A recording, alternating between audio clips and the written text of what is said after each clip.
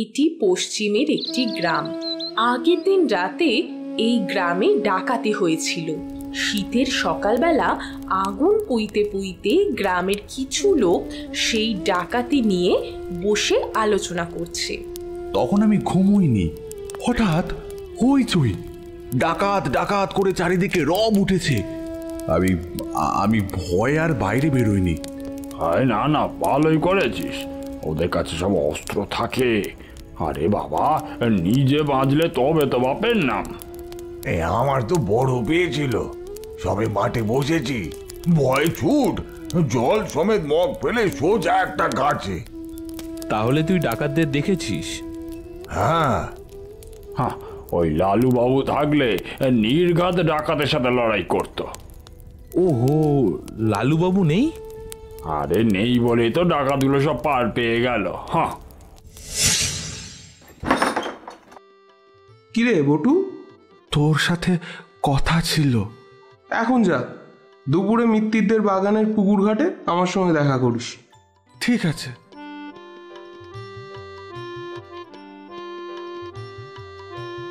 এই যে দাদাবাবু, মা কিন্তু আপনাকে ঘরে থাকতে বলেছেন, দুপুরে কোথাও যাবেন নি।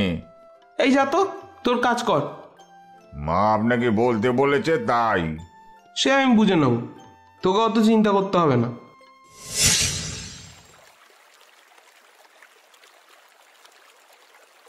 তুই গাছ থেকে ওদেরকে দেখেছিস? ইয়া বড় কালপাত্তা, মাথায় পেট্টি বাঁধা, কি ভয়ঙ্কর! ওরে বাবা রে বাবা, আমি তো ভয় কাঁপছিলাম। কাউকে চিনতে পেরেছিস? কি বলছিস রে? ভয় তো আমাদের ভিড়মি খাওয়ার জোগাড়।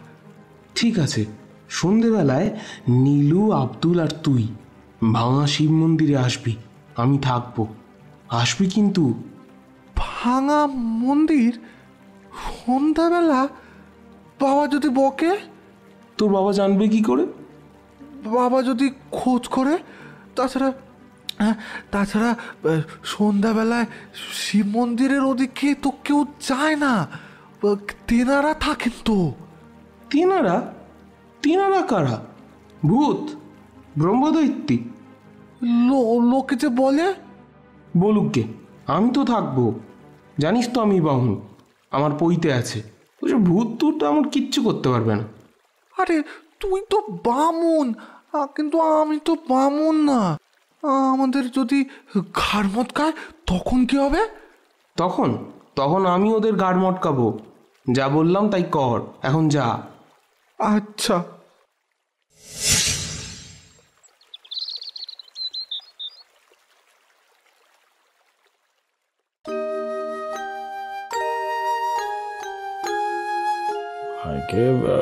হ্যাঁ বড় বাবু, কাল সাজবেলা আমি নিজের চোখে দেখলাম ওই লালা বাবু, কায়েত পাড়ার কটা চ্যাংড়া আর ওই করিমের বদমাইশ ছেলেটা ওই ভাঙা শিব মন্দিরে জঙ্গল থেকে বেরোচ্ছে।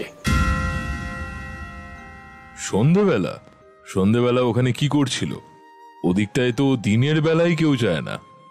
বড় বাবু, ওই শিব মন্দিরে তেনাদেরই তো রাজত্ব। গত বছর ফিঙে পাগলাটা দেখলেন না, ভুল করে ওই মন্দিরে গিয়ে বেঘরে প্রাণটা দিল। আচ্ছা, লালুকে একবার জিজ্ঞেস করে দেখি। বড়বাবু, লালু বাবুকে আমার কথা আবার যেন বলবেন না। কেন রে? ও আচ্ছা আচ্ছা, ঠিক আছে, তোর নাম করব না।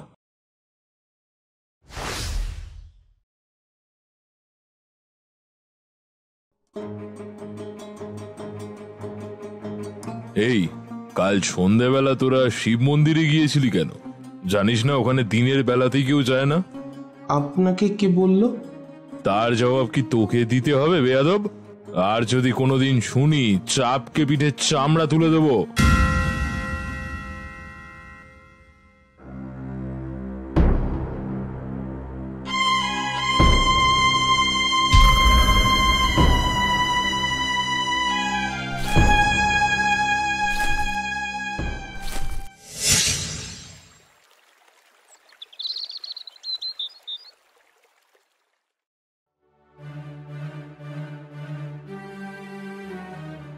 আগে বাবু আমাকে বাঁচান, আমার সর্বনাশ হয়ে গেছে, আমার বেগুন ক্ষেত মুড়িয়ে কাটা হয়ে গেছে।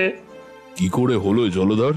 তোর বেগুন ক্ষেত তো শক্ত বেড়া দিয়ে ঘেরা, গরু ছাগল ঢুকতে পারবে না। বাবু এ গরু ছাগলের কাজ না, এ মানুষের কাজ। মানুষ? হ্যাঁ বাবু, মানুষ। তা কে করলো, কে করলো তোর সর্বনাশ? বাবু পাঁচুর মা বলছিল কাল বিকেলবেলা লালু বাবু ও তার চার সঙ্গীরা আমার ক্ষেতের চারপাশে ঘুরঘুর করছিল। তাতে কি হলো? সেইখানেই তো ভয়।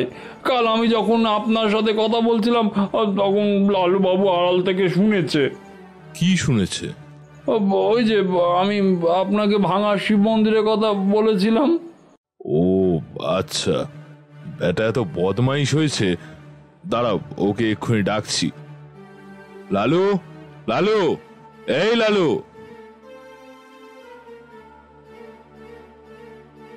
আগে বাবু, দাদা বাবু তো বাড়িতে নেই। বাড়ি নেই? যা যেখান থেকে পারিস ধরে আন, বাঁদরামি করার আর জায়গা পাইনি। যা এক্ষুনি ধরে আন।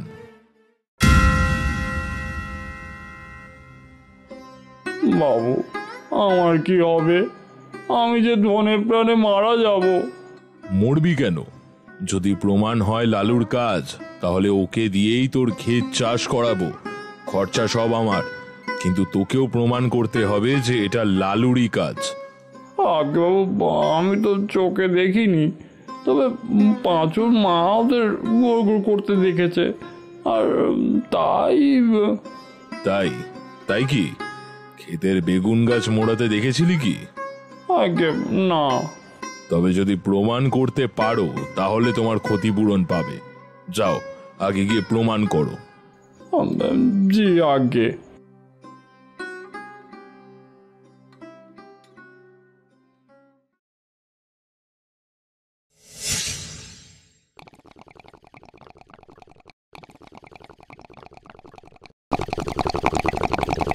এই বেটা জলধর, তুই লালুর নামে ওর বাবার কাছে নালিশ করেছিস? শোন, যদি ভালো চাস তো কালকে বলবি তোর পাড়ায় শুয়োরের পাল এসেছিল, আর পাঁচুর মাকেও বলবি সে যা দেখেছে ভুল দেখেছে, ও বুড়ির চোখে চালসে পড়েছে, বুঝলি? লালু আমার ভক্ত, ওর কোনো ক্ষতি হলে তোর সর্বনাশ হবে, হোলাউট হয়ে মরবি, নির্বংশ হবি। ভূত ভূত ভূত, ওরে বাবা রে, ভূত!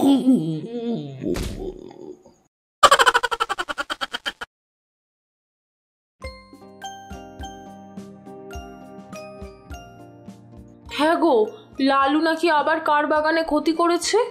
হ্যাঁ, জলধর বলছিল তার ওই বেগুন ক্ষেত লালু আর ওই বদমাইশগুলো মিলে তছনছ করেছে।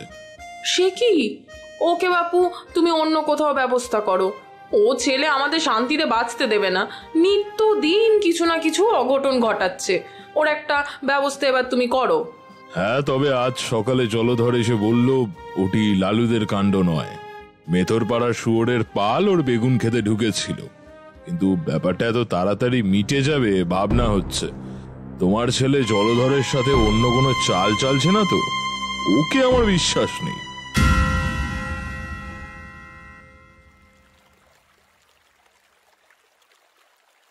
লালু, এ লালু, এ কাল আবার নপাড়ায় ডাকাতি হয়েছে। হ্যাঁ শুনেছি, রোজ রোজ ডাকাতি হচ্ছে, আমাদের একটু সজাগ থাকতে হবে। কিন্তু কিন্তু আমরা কি ওদের সঙ্গে পেরে উঠবো? বুদ্ধি খাটাতে হবে। একটা বুদ্ধি এসেছে মাথায়। কি কি বুদ্ধি এসেছে? ডাকাতরা খুব কালী ভক্ত না রে, দেখি কি করা যায়। আচ্ছা বুটু, রেল স্টেশনে যাত্রাপাটির সাজগোজের দোকান আছে তাই না? তা তো জানি না, রেল স্টেশন তো অনেক দূরে, যাওয়াই হয় না। তবে যাত্রাপাতি আছে শুনেছি। চল কাল পরশু যাব, দেখি পাওয়া যায় কিনা।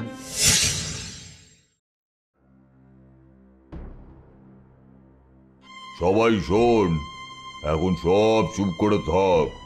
গায়ে ঢুকার পরে চ্যাটার্জি বাড়ির সামনে মায়ের নাম করে তারপর হাড়ে রে রে রে করে চিৎকার করবি। সবার যেন পিলে চমকে যায়, কেউ যেন বের না হতে পারে, বুঝেছিস? হ্যাঁ সর্দার। এই যোগা, দলবল নিয়ে কোথায় চললি? মা, এ তোমার কি লীলা মা? এই তো রওনা হওয়ার আগে তোমার পুজো দিয়ে তোমার আজ্ঞা পেয়ে তবেই না? হ্যাঁ, তখন আজ্ঞা দিয়েছিলাম, এখন ফিরিয়ে নিচ্ছি। চাটুর যে আমার ভক্ত, তুই তার সর্বনাশ করতে চাস? তা হবে না, এখনই ফিরে যা। যা, না হলে তোদের রক্ত গঙ্গা বইয়ে দেব।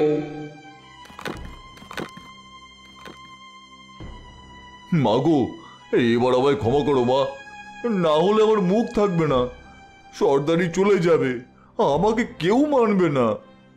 কি এত বড় স্পর্ধা, আমার মুখে মুখে তর্ক?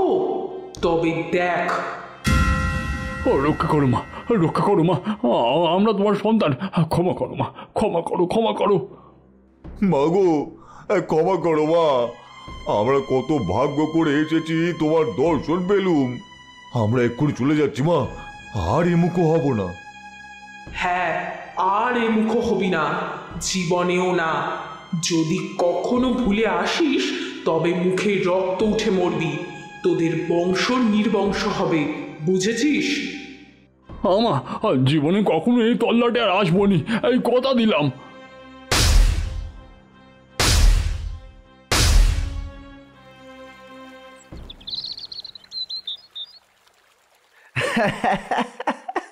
সত্যি লালু, তোর বলিহারি সাহস। আমি তো ঝোপের আড়ালে বসে শুধুই কাঁপছি আর মা কালীকে ডাকছি। এই বোধহয় জগা ডাকাত টের পেয়ে গেল। আরে আমিও তো প্রথমে ভয় পেয়ে গিয়েছিলাম, তারপর যখন দেখি ব্যাটারা সত্যি ভেবে গড় করছে তখন আর ভয় পাইনি। সে যাক, সত্যি আমাকে মা কালী ভেবে যখন শপথ করেছে তখন আর এ তল্লাটে আসবে না ব্যাটারা। আপনার জন্যই তো চ্যাটার্জিরা বেঁচে গেল, না হলে তো জগা ডাকাত ফতুর করে দিত।